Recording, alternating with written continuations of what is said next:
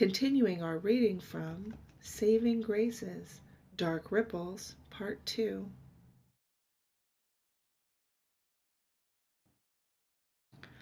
Chapter 3, Team Effort.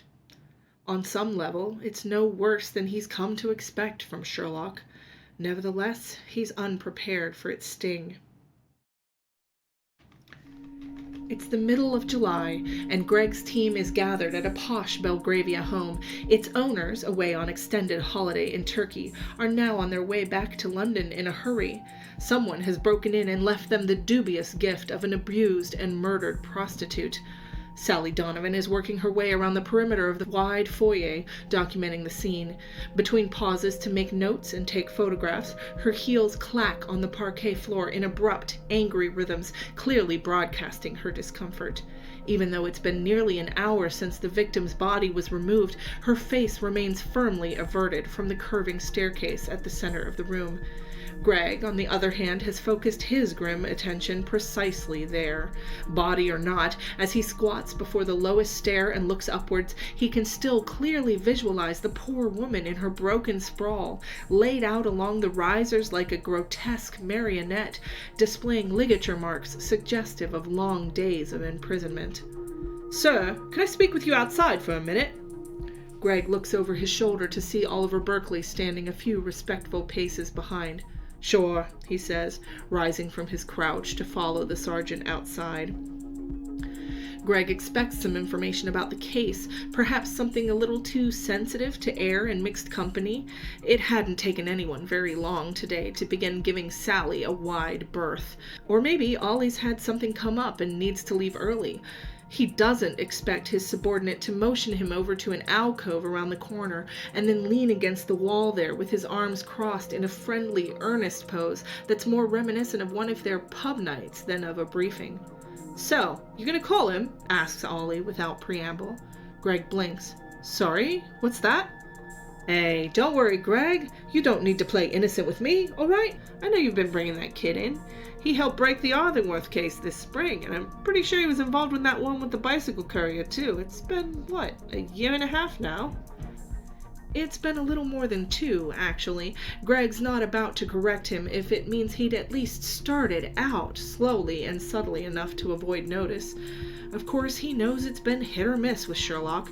Depending on his mood and how long it's been since Greg's called him, his behavior often seems to disregard as much as half of his 30 years. "Look, I don't let him touch anything." "Never said you did. Never said you were out of line, either. What was his name again? Sherwood?" "Sherlock. Sherlock Holmes," Greg says, swallowing over the sudden flip in his stomach. "Right, Sherlock." Ollie smiles and nods in a way that briefly makes him seem Greg's elder by far more than the 2 years he is. "I remember how hard he tried to wind me up, all those times you had me watch out for him. He was really something else, you know?" Greg nods with a return smile that's half a grimace over the shared memory. He recalls how much of a help Ollie had been in those early days, when Greg had still been convinced that dire consequences would come of his being in Sherlock's presence for more than a few minutes. "I trust he's cleaned up his act, or you'd have nothing to do with him," Ollie says next. "He has, yes. I do watch him, though." "And that's working out for you. You seem a lot happier since you've taken upon yourself to be a mentor. I'm speaking as your friend here, not your sergeant." "I figured as much." The reassurance doesn't smooth the crease between Greg's brows. "I wasn't sure this was the time to call Sherlock in. I mean, it's not hopeless. We've still got a chance of getting somewhere." Ollie scoffs and pushes off the wall, shoving ginger blonde hair away from his eyes. "According to Vice, this victim had a known associate, another younger call girl she stuck by whenever she was working. Guess who we can't find for a statement?" "Fuck, Ollie, you don't think—" "Maybe not, but the 2 of them seem to have gone missing at about the same time. It's clearly something to be concerned about, right? Look, I understand you're keeping it hush-hush. I doubt Donovan would be on board, but really, long as he's proving his use, I can surely talk her around. So let's just do what we can, eh?" "Use the tools we're given for the greatest possible good," Greg murmurs, quoting the exhortation Richard Parsons always gave any younger officer who would listen. He knows Ollie's right. There's little benefit to secrecy if it puts additional lives at risk. Well, we can send Sally to track down next of kin. She shouldn't mind that it'll keep her off the scene the rest of the afternoon. Right. I'll go explain to Chalmers that we'll have a special consultant coming in and warn the DCs not to kick up a fuss. Meantime, you ring up your Sherlock, Ollie says, giving Greg a hearty clap on the arm before striding away towards the front of the house. Greg spins to watch him go, bumping his shoulders back against the wall with a hollow little cough of disbelief. Just that quickly, he's gained an unexpected co-conspirator. With assistance and cooperation from Sergeant Berkeley, Sherlock's occasional involvement in investigations should be far less stressful to manage. Bringing him in earlier will surely improve both Sherlock's attitude and the end results of his cases. It's a win-win, clearly, but Greg can't help feeling like he's stepping ever deeper into something he won't be able to escape. Still, if it's solving crimes and saving lives and keeping Sherlock out of trouble to boot, why should he ever want to?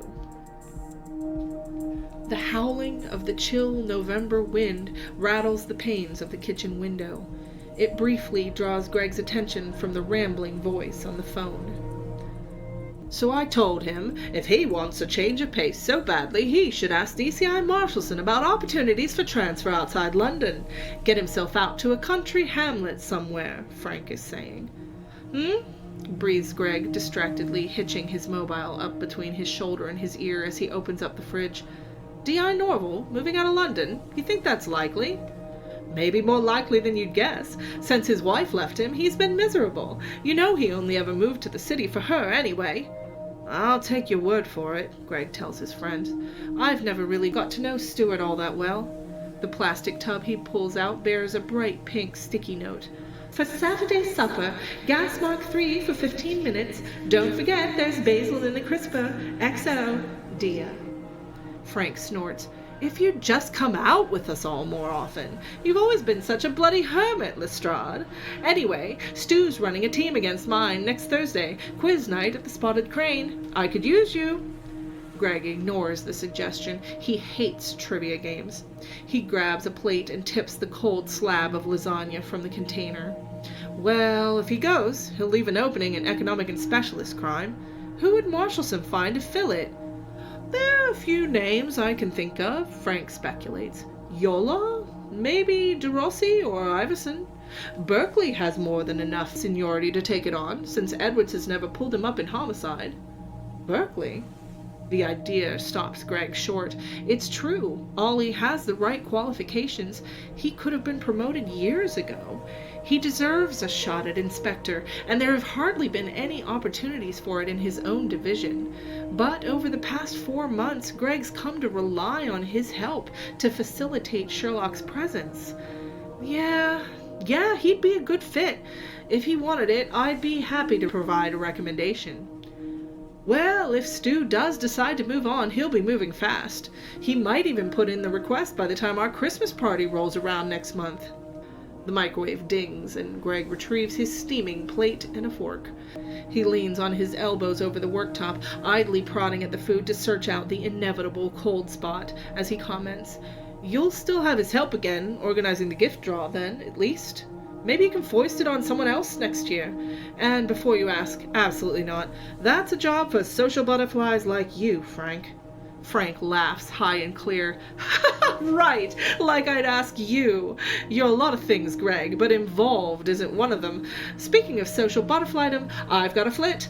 Drew and I have a double date with Claire and her new one. Yeah, enjoy that. I'm perfectly happy here.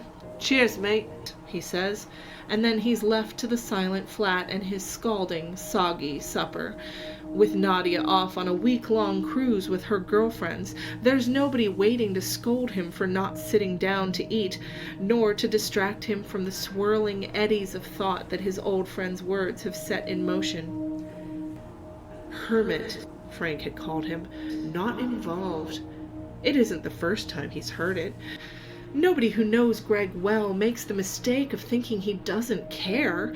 The intensity of his automatic empathy is sometimes a distraction during his work, but it's true that he holds himself apart. Given the opportunity to socialize, he often chooses solitude instead.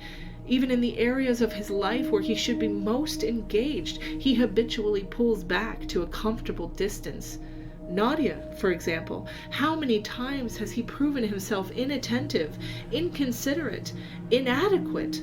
It's little wonder she takes so much time away when she's not working. Weekends with Mama and Baba, day trips and evening outings with the girls, near religious gym attendance, a pottery class that's slowly filling a small shelf in the sitting room with odd, spotty vases and bowls. He supposes he should feel slighted by it, but somehow he can't bring himself to begrudge her. It's his own fault he can't properly connect, after all. Greg chews and swallows, shuffling his sock feet on the tile floor and gazing at his distorted reflection in the black glass of the microwave door. The shadowy image of his face is diagonally bisected by a warped line, seemingly originating from the bright shock of hair above his ear. It seems a fitting self-portrait. Division, inner conflict, obscurity in both motive and action. The damned silver hair, like a beacon of his secrecy. The 3 people he considers his best friends are all colleagues, conditioned to the most unpleasant aspects of their jobs. They all understand his need for private reflection and his tendency to fall into brooding silence at odd moments. It's easy enough to play to their assumptions. Gory murders and cold-blooded killers do make a fine excuse, but his wife, of all people, should be an exception. In the course of 16 years of marriage, there must have been an opening, an opportunity for him to air the truth and bring her into his insular world as a true partner. Greg searched his memories for that moment, without success. Whatever it was, it's long since slipped through his clumsy fingers, and every passing year seems to whisk it farther away, obscured under the rising tide of his apathy. All in all, Greg's meal probably could have stood a little bit of basil, or at the very least, less of the unpleasant seasoning provided by his compulsive self-scrutiny. That's quite enough of that, he thinks, as he gives the plate a haphazard rinse. Gotta get my mind off things for a while. I've time for a shower yet before QI starts. He thumps the dishwasher door closed and turns to leave the kitchen, but as he reaches out for the light switch, a jarring constriction tightens his chest. He immediately stops where he is, extending both his arms to brace himself in the doorway. His spread-eagle shadow stretched across the floor of the hall is the last thing he sees before wavering fog rises to fill his view. Usually, when the ripple takes his eyes, it takes only a second or two to adjust to the dimmed, muted effect of the vision. It's like stepping suddenly into a half-darkened room from the bright outdoors, or having thickly tinted sunglasses dropped onto his head. Easy enough to blink and squint things into a proper approximation of color and perspective. As well, a quirk of the gift allows him a sort of night vision. Pitch-dark rooms flicker into a weird parody of twilight, disconcerting and slightly nauseating, but always enough to allow Greg to navigate. This time, he searches in vain for a reference point to interpret the haze of light and shadow. He can't make out much of anything, and all he can hear is a strange rhythmic flutter. It hisses and whispers, full of tiny pops and sighs of sound that seem to circle around him. What in the fuck is this? Concerned, Greg tentatively tries shifting his view. Side to side, there's no discernible change. Upwards is worse, if anything. Finally, he sinks to the floor and passes a border into clearer air. Here he can see legs of a table, the square chrome base of a fat leather chair, a familiar jumble of scattered papers and books. Above his disembodied eyes, the underside of a thick cloud of pale gray smoke billows and pulses in time with the odd, breathy whirring filling his ears. A thrill of confused urgency tingles through him. He's vaguely aware that his own strangled wheezing is like a counterpoint to the unidentifiable sound. He spins and reorients himself to locate his charge. A thin wrist pokes from the sleeve of a dressing gown, the hand dangling loose beside the dingy blue fabric skirt at the bottom of the sofa. Christ, Sherlock! He shoves himself to the building's hallway in one swift backwards motion, somewhat perplexed to find it clear and free of smoke. The door to 302 reveals only a few tiny, innocent wisps, lazily curling and rising from the seams. Greg spends the next handful of seconds ducking through the next few doors on the hall, looking for neighbors. The first he finds is a frail old woman asleep. No good. At the third flat, he's rewarded with a broad-shouldered youth lounging in front of his television. The act of the push has become a matter of course, its mechanics obscure and taken for granted. It seems like only a little effort, 30 years on, for Greg to urge the stranger to his feet and out into the hall. But unlike the more common reflex action push, slamming on brakes, calling out in warning, it takes a bit more to motivate him beyond his first impulse. Dialing 999 is all well and good, but Greg is unwilling to wait for him to do it. "Come on! Beat it down! Put your bloody back into it!" he urges, propelling the man repeatedly forwards. "What's all this, then?" Greg hears behind him. A pair of neighbors are poking their heads out at the far end of the hallway. Greg doesn't pay attention to the young man's semi-verbal response. He's relatively confident that the task won't be abandoned if he moves away at this point, and so he shoots over to the new arrivals. After a few seconds' frantic work, the wife is rushing inside to place the call to emergency services, and the husband is jogging over to help in shouldering down Sherlock's door. "Not hot? No fire?" grunts the middle-aged man, as Greg continues to lay encouraging pushes into each of the pair in turns. No, Greg honestly hadn't considered that, but then he hadn't seen heat shimmers beneath the smoke, either. "Probably safe," he tells them both, although he's almost entirely sure neither of them can hear. "Just get it open! Get air in there!" At last the door gives way, smacking inwards and heaving a large volume of smoke into the hall. The younger one gets in first, and Greg goes with him, fixing both their eyes on the man upon the sofa as the dense cloud shifts and thins. Sherlock's eyes are closed. One hand rests loosely near his blue-tinged lips, while the other drags the floor. He looks carved from alabaster and pearl. He looks thoughtful, peaceful. "Oh God, Sherlock, you didn't mean to do this!" Greg's thoughts are babbling, tripping over themselves. "Tell me you weren't trying to fucking gas yourself!" But then the youth lunges forwards, grabbing Sherlock beneath the armpits and dragging him out towards the door, and with the motion, Greg separates, hovering in the center of the room. As he spins to watch their progress, the older man throws open a window, coughing and cursing. The air clears a bit more, and Greg's afforded a brief, perplexed glimpse at 3 odd-looking devices placed around the room, long rows of glowing red embers sending up even, perfect curls of fresh smoke at short intervals. When his fading sight registers the little labeled collection bins affixed beneath each burning cigarette, none of it makes any more sense than it did before, but it's nevertheless reassuring. Less than 2 hours later, having made hurried inquiries to track the status of the emergency call, Greg is striding through hospital corridors. He has to show his warrant card to 4 separate nurses to gain his passage, so long after visiting hours. The third seems distinctly agitated, and the fourth downright insulted.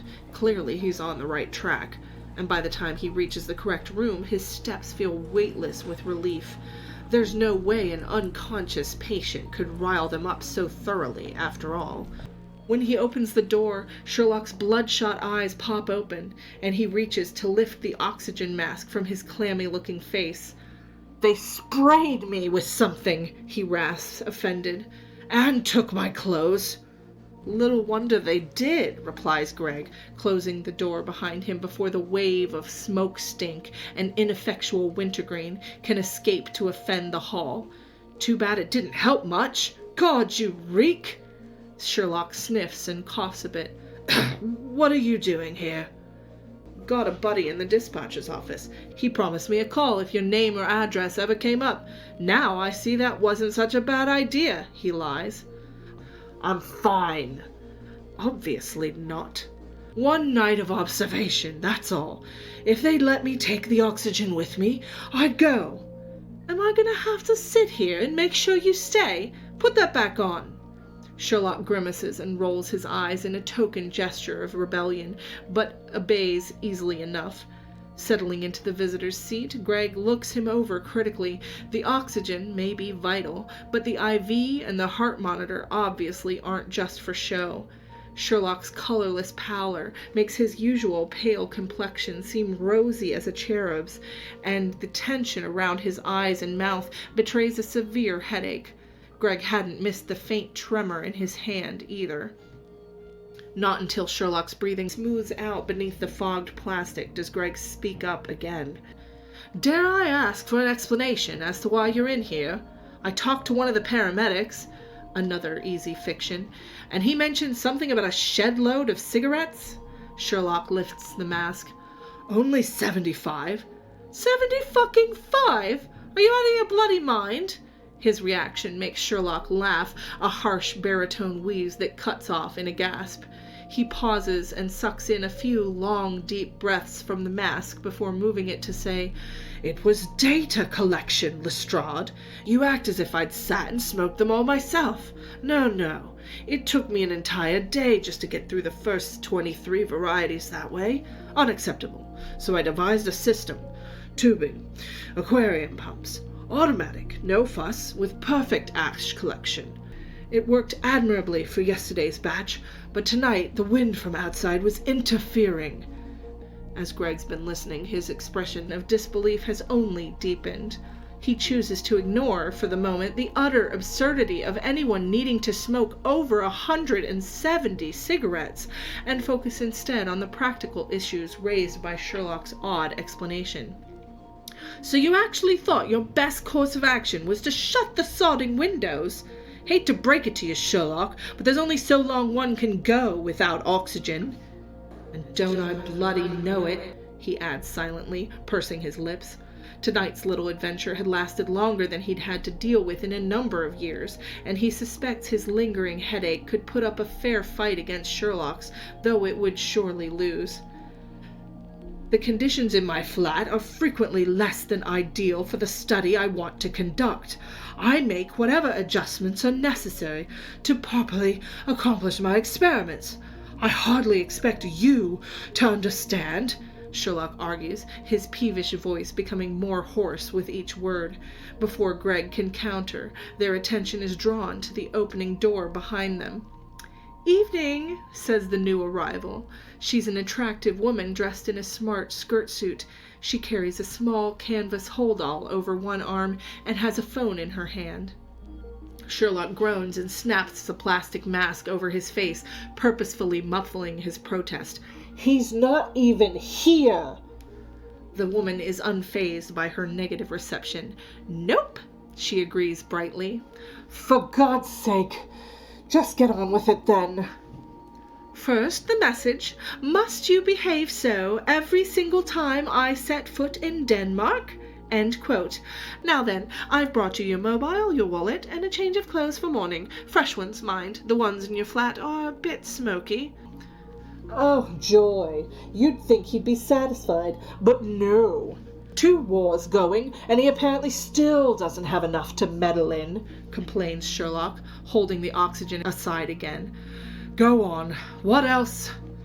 "Just the cleanup team, compensation for disturbance and damages delivered to the landlord, and appropriate gifts of appreciation purchased for the heroic neighbors. New door, new locks, keys are in the bag, industrial strength deodorizers, high capacity ventilation fan." "You haven't disturbed my ash!" She raises one perfect brow. "You wound me," she quips, and Sherlock sags back into his pillows in undisguised relief. The woman glances to Greg for the first time and hands the hold-all over to him with a nod. "I'll just pass along your thanks, then," she says to Sherlock, smiling down at her phone and beginning to type something as she turns away. "Bye." "I haven't given them," he retorts, but she's already half out of the room and doesn't look back. Greg stares at the closed door for a few seconds, feeling a bit bewildered. He hefts the bag in his hands, looking for some place to put it. "Denmark?" "NATO." "Ah." Sitting back down, Greg scrubs his palms over his thighs. "So, I was just thinking, will wonders never cease? He frowns and continues undeterred. Not for this smoking thing, whatever it's about, if you're not done with it. And really, you probably ought to wait a few weeks before any more of that, yeah? Give your lungs a break. But wouldn't you be better off working your experiments in an actual lab? Planning on throwing your weight around and convincing the university board to lift their ban? I wouldn't bother. They'd never listen to you. Mycroft could do it, but he won't. He'd much rather keep me under surveillance and send herself round to pester me whenever I slip my leash. Sherlock heaves a put-upon sigh, its effect somewhat diminished by his long pause for oxygen. Ugh, now I'll have to clean up a round of cameras and bugs. Again, such a hassle. Greg waits patiently for the muttered rant to die down. He's in no position to comment on the Holmeses' strange rituals of brotherly attention. Well, I'd have to talk to some people, work out some arrangements. Might take a little while, but I think I might be able to find a lab that would let you use some space, if you wouldn't mind it being in a hospital.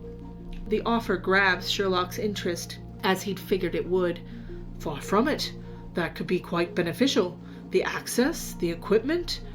It takes only a second, though, before his expression hardens. So what's the catch, Lestrade? Sorry? You already reap the benefits of our usual working arrangement. Certainly I understand you're coming here to reassure yourself that I'm not about to perish and throw you back into unremitting mediocrity. But you've little to gain, personally, from sweetening the deal. What will you get out of it? Before he realizes it, Greg's standing, clenching fists at his side against the sudden attack. All I'm after is solved cases, is that right? You really think so fucking little of me?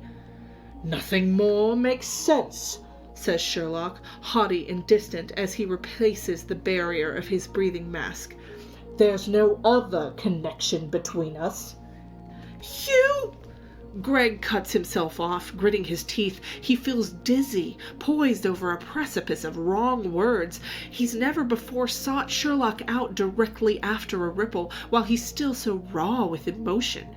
You're right. There's not, is there? He bites out, and he lets the door slam behind him as he goes. On some level, it's no worse than he's come to expect from Sherlock. Nevertheless, he's unprepared for its sting.